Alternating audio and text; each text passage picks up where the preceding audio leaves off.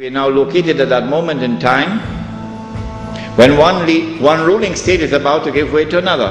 That the state of Israel is about to replace the United States as the ruling state in the world. When Israel takes over from the United States with that big war which is about to take place, and the American economy collapses and the US dollar collapses and all the paper money in the world collapses, and this is going to be my lecture next Wednesday, inshallah, on Islam and the international monetary system, please come to it. Then we see that transfer of power.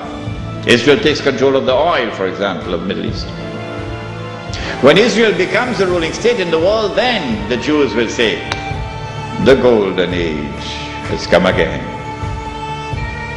The prophecy is being fulfilled.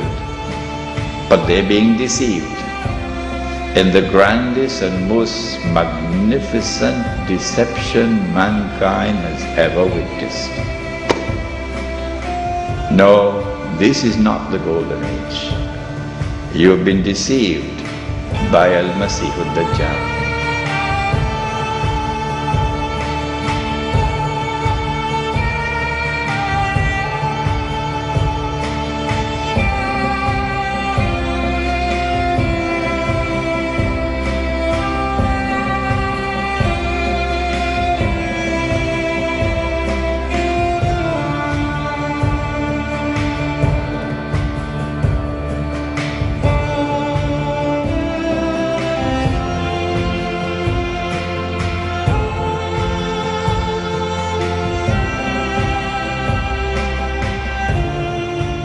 Any of us who studied any history at all knows that's exactly how World War I took place.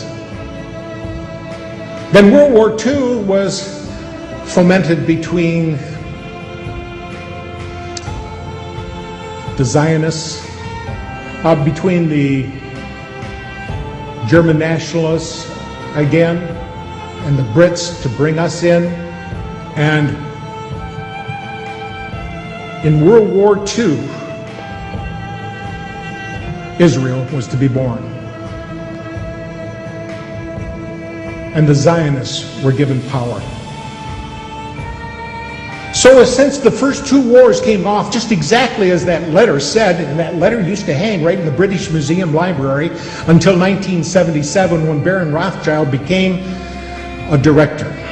And as soon as he was on the board of directors, that letter disappeared from the library. Immediately.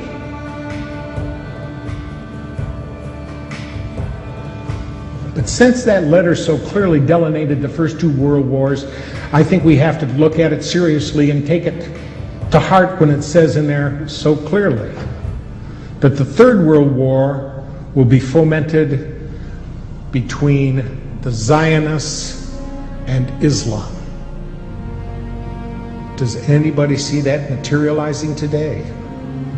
Every place we look, we can see it happening. And we can see that the power they have here in this country to run things and to pull the nastiest little scams, and America believes it. Because they don't realize who it is that owns the newspapers. They don't realize who it is that owns the television. And sometimes they don't care. As long as there's going to be football on the Monday night and I got beer at hand, that's all that counts. So there, we have figured it out. Go back to bed, America. Your government has figured out how it all transpired. Go back to bed, America. Your government is in control again. Here's American gladiators. Watch this. Shut up. Go back to bed, America. Here is American gladiators. Here is 56 channels of it. Watch these pituitary retards bang their fucking skulls together and congratulate you on living in the land of freedom. Here you go, America. You are free to do as we tell you. You are free to do as we tell you. Okay, we say we've got freedom of press in this country, and some folks have said that you've got freedom of press as long as you own it. Well, who owns the media? And when I say that, I mean it not literally, but as far as who controls the information that goes out in the media. An example, NBC is owned by General Electric, and General Electric is one of the top 10, if not top 5 defense contractors. Is NBC going to expose a news story that might in some way impede a contract negotiation, which can mean a lot of money for General Electric? I don't think so. So the point here is that we have elected officials, both Republicrats and Demopublicans, that cater to who? Certainly not the common people. We don't have the huge amounts of money to contribute to their election campaigns. The people that contribute the most amount of money are the corporations. And so that representative or senator is going to do what is going to be in the best interest of those corporations. So if the corporations are controlling and influencing our elected officials, we must also take a look at the mainstream media. Who pays the bulk of the advertising dollars that keep the mainstream network news going? Is the major corporations.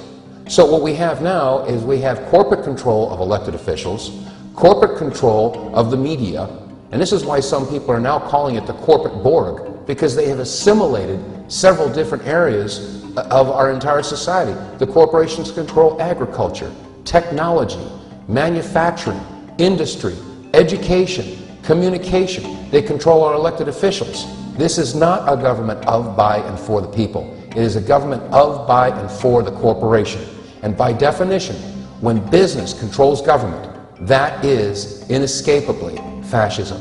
And then if the global currency crisis unfolds, then inevitably you get, I guess, an alignment under a global world government, a new global currency, and a new world order. So we may be moving towards that. It's impossible to predict the time when confidence will be lost, but it can come quickly. Resorting to buying other paper currencies will not be of much help. When the dollar crashes, most likely the purchasing power of all currencies, since all currencies hold dollars as a reserve, will go down as well. This means that dollars and other currencies will go into buying consumer items, precious metals, and other physical properties. Consumer prices will soar as well as interest rates. The central bank will lose control, and the more they inflate, the worse the confidence becomes. The interest rates will respond to these efforts by rising sharply. If the Fed tries to reverse the run on the dollar, interest rates will also soar, and the pain on American citizens will be of such proportion that political chaos will result. Either scenario leads to political and social chaos, the third event, and the most dangerous. With no ability of the federal government to fund its commitments, international or domestic, major changes will occur in our system. The social unrest will elicit cries for government to exert unusual force to head off a complete breakdown of law and order. The ultimate trap will be set for a system of government claiming to protect a free society. If more power and police authority are not given to the federal government, it will be argued that only anarchy will result. If more government policing power is given, it will mean a lethal threat to civil liberties. Already, we have permitted the notion that a single person, the Attorney General or the President, can decide who is an enemy combatant, thus denying that individual the right of habeas corpus, permitting indefinite detentions without charges made. This attitude towards civil liberties has changed significantly since the fear built around 9/11. Yes, I know, declaring one an enemy combatant is reserved only for the radical Muslims engaged in terrorism against the United States. To be reassured by this reasoning is quite dangerous and naive. Logic should not lead us to equate suspects with terrorists and include American citizens, and yet this has already been set by precedent. Under difficult circumstances, our political leaders will not be hesitant to use these powers to maintain order. Tragically, the people may even demand it. We are rapidly moving toward a dangerous time in our history. Society as we know it is vulnerable to political and social unrest.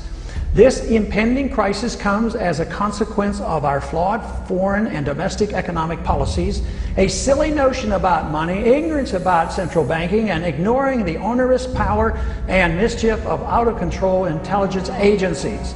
Our unsustainable welfare state and a willingness to sacrifice privacy and civil liberties in an attempt to achieve safety and security from an inept government. Dangerous times indeed.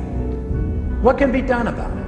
Must we wait for the inevitable and expect to restore our liberties in a street fight against the overwhelming power of the state? Not a good option. The only way that we can prevent blood from running in the streets is to offer a better idea of the proper role of government in a society that desires first and foremost liberty.